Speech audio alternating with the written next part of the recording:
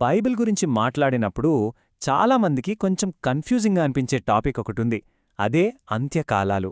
అయితే కంగారుపడాల్సిన పనిలేదు. ఈరోజు ఈ సంక్లిష్టమైన అంశాన్ని వీలైనంత సింపుల్గా స్టెప్ బై స్టెప్ అర్థం చేసుకునే ప్రయత్నం చేద్దాం. సరే, మరి ఈ టాపిక్ను ఎలా అర్థం చేసుకోబోతున్నాం? ఇదిగో మన రోడ్ మ్యాప్. ముందుగా అసలు అంత్యకాలాలు అంటే ఏంటో చూద్దాం. ఆ తర్వాత అందులోని కీలకమైన సంఘటనలు, వాటి టైంలైన్పై ఉన్న రకరకాల వాదనలు అన్నీ చర్చిస్తూ చివరికి అసలు మనం గ్రహించాల్సిన విషయమేంటో తెలుసుకుందాం. రైట్, ఇక మొదలుపెడదాం. అంత్యకాలాలు. ఈ మాట వినగానే చాలామందికి రకరకాల ఆలోచనలు, కొన్నిసార్లు కొంచెం కన్ఫ్యూజన్ కూడా రావచ్చు.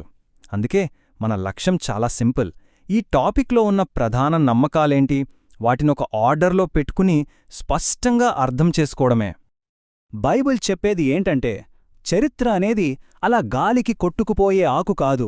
దానికి ఒక పద్ధతి ఉంది, ఒక ప్రారంభముంది, మధ్యలో ఒక కథ నడుస్తోంది, మరి దానికి ఖచ్చితంగా ఒక ముగింపు కూడా ఉంది. అంటే ప్రవచనాల ప్రకారం ఇదంతా ఒక నిర్దిష్టమైన ముగింపు వైపు సాగుతున్న ఒక పెద్ద కథ అన్నమాట. సరే, అసలు ఈ అంత్యకాలాల ప్రవచనానికి పునాది ఏంటి? కొన్ని కీలకమైన సంఘటనలున్నాయి. వీటి విషయంలో దాదాపుగా అన్ని క్రైస్తవ వర్గాలు అవును ఇవి జరుగుతాయి అని ఒప్పుకుంటాయి. వాదనలు, చర్చల్లోకి వెళ్లే ముందు అందరూ అంగీకరించే ఆ బేసిక్ బిల్డింగ్ బ్లాక్స్ ఏంటో చూసేద్దాం. ఇవే ఆ 5 కీలక సంఘటనలు. ముందుగా కాలపు సూచనలు, తర్వాత క్రీస్తు రెండవ రాకడ, మరణించిన వాళ్లు తిరిగి లేవడం, ఆ తర్వాత వచ్చే అంతిమ తీర్పు, ఫైనల్గా కొత్త ఆకాశం, కొత్త భూమి. చెప్పాలంటే ఇవి అంత్యకాలాల కథకి 5 మూలస్తంభాలు లాంటివి.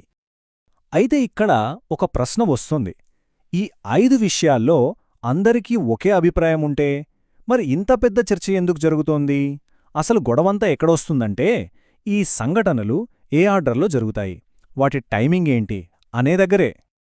ఆ చర్చను అర్థం చేసుకోవాలంటే మనం 2 ముఖ్యమైన కాన్సెప్ట్ల గురించి తెలుసుకోవాలి. అందులో మొదటిది శ్రమల కాలం లేదా ది ట్రిబ్యులేషన్. మత్తయి, ప్రకటన గ్రంథాల్లో దీని గురించి రాసి ఉంది. సింపుల్గా చెప్పాలంటే ఇది భవిష్యత్తులో భూమి మీద రాబోయే ఒక 7 ఏళ్ల అత్యంత కష్టకాలం.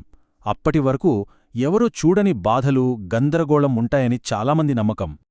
ఇక రెండవ కీలకమైన కాన్సెప్ట్ ర్యాప్చర్. ఈ పదం చాలాసార్లు వినే ఉంటారు. దీని ప్రకారం ఒకానొక సమయంలో విశ్వాసులు భూమిమీద నుంచి అకస్మాత్తుగా పైకి అంటే గాలిలోకి ప్రభువును కలుసుకోవడానికి ఎత్తబడతారు. ఇది ఒక నమ్మకం. ఓకే, ఇప్పుడు ఈ రెండిటినీ పక్కపక్కన పెడితే అసలు సిసలైన ప్రశ్న పుడుతుంది. అదేంటంటే, ఈ ర్యాప్చర్ అనేది ఆ 7 ఏళ్ల శ్రమల కాలానికి ముందే జరిగిపోతుందా, లేక సరిగ్గా మధ్యలో జరుగుతుందా, లేదా ఆ శ్రమలన్నీ అయిపోయిన తర్వాత చివర్లో జరుగుతుందా? అంత్యకాలాల గురించిన చర్చల్లో ఇదొక హాట్ టాపిక్. ఈ ప్రశ్నకు సమాధానంగానే 3 ప్రధానమైన అభిప్రాయాలు పుట్టుకొచ్చాయి. ఒకటి ప్రీ ట్రిబ్యులేషన్, అంటే శ్రమలు మొదలవకముందే సేఫ్గా విశ్వాసులు ఎత్తబడతారు. 2 మిడ్ ట్రిబ్యులేషన్, అంటే 7 ఏళ్లలో సగం, అంటే 3.5 సంవత్సరాల తర్వాత. ఇక మూడవది పోస్ట్ ట్రిబ్యులేషన్.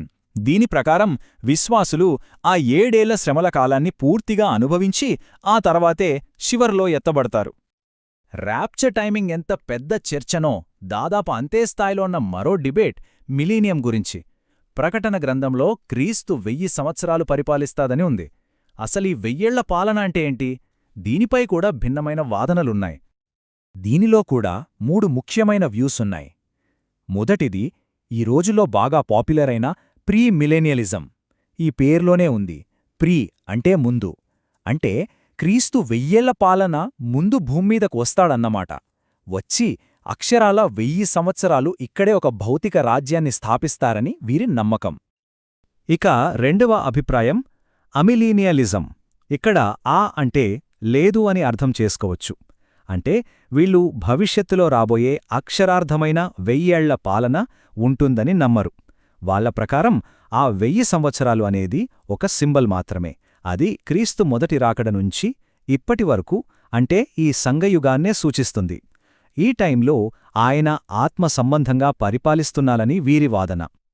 చివరగా మూడోది పోస్ట్ మిలీనియలిజం. పోస్ట్ అంటే తర్వాత.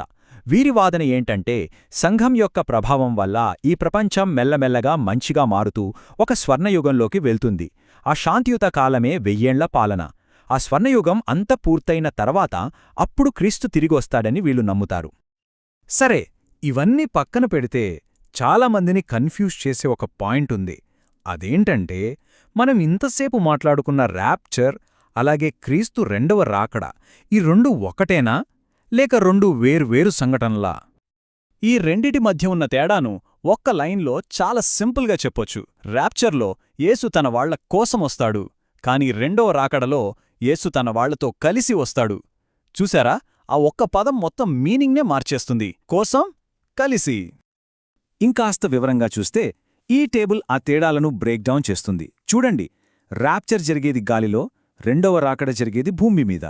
ర్యాప్చర్లో విశ్వాసులు పైకి వెళ్తారు, రెండవ రాకడలో యేసు పాలించడానికి కిందికొస్తాడు. ఒకటి రెప్పపాటులో రహస్యంగా జరిగితే, ఇంకొకటి ప్రతి కన్ను చూసేలా పబ్లిక్గా జరుగుతుంది. ఇక ఫైనల్గా ఒకదాని ఉద్దేశం సంఘాన్ని రక్షించడమైతే, రెండవదాని ఉద్దేశం ప్రపంచానికి తీర్పు తీర్చడం. ఆ తేడాను బైబిల్లో వాడిన ఉపమానాల్లో కూడా మనం గమనించవచ్చు. ర్యాప్చర్ను ఎలా పోల్చారంటే, రాత్రిపూట దొంగ వచ్చినట్టు, ఎవరూ ఊహించని విధంగా రహస్యంగా ఉంటుందని. అదే రెండవ రాకడ గురించైతే, ఆకాశంలో ఒక మూల నుంచి మరో మూలకు మెరుపు మెరిసినట్టు, అందరికీ కనిపించేలా చాలా ప్రస్ఫుటంగా ఉంటుందని చెప్పారు. ఎంత తేడా ఉందో కదా! సరే, ఇన్ని సంఘటనలు, టైంలైన్లు, రకరకాల అభిప్రాయాలు ఇవన్నీ చూశాక ఫైనల్గా అసలు మనం దీన్నుంచి తీసుకోవాల్సిన ముఖ్య సందేశమేంటి? అసలు పాయింట్ ఏంటి? బైబిల్ ప్రకారం చూస్తే అసలు ఫోకస్ అంతా క్యాలెండర్లో డేట్స్ మార్క్ చేసుకోవటం మీదో లేదా పర్ఫెక్ట్ టైంలైన్ గీయడం మీదో కాదు. మత్తయి సువార్తలో చెప్పినట్టు అసలు పాయింట్ ఒక్కటే. కాబట్టి మెలకువగా ఉండండి, ఎందుకంటే మీ ప్రభువు ఏ రోజునొస్తాడో మీకు తెలియదు. సో అసలు ఉద్దేశం ఎప్పుడు సిద్ధంగా ఉండటం. కాబట్టి ఈ మొత్తం చర్చ మనల్ని ఒక చివరి ఆలోచన దగ్గర వదిలేస్తుంది. భవిష్యత్తులో ఏం జరగబోతోంది, ఏ తేదీన జరగబోతోందని లెక్కలు వేయడం కంటే, ఆ భవిష్యత్తు కోసం ఈరోజు ఈ క్షణం మనం సిద్ధంగా జీవించడం అంటే అసలు అర్థమేంటి?